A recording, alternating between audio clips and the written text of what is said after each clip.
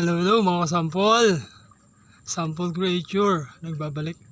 Mga kasampol, magandang hapon po. Ayan at ang kasama natin. May nakita tayong patay sa isda sa loob ng pispan. So tignan natin kung gaano kalaki at yun, anong isda yung namatay. Ayan mga kasampol, tignan nyo naman kung gaano kalaking isda yung nakita natin. Sayang.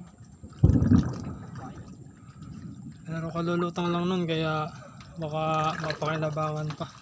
Sayang. Ang tawag po niyang islang yan dito sa amin, big head. Pakiangat mo kalap. Ayan, tingnan nyo naman kung gaano kalaki. Big head. So ayun, sayang mga kasampol, pero susubukan natin kung mapapakinabangan pa. Ayan.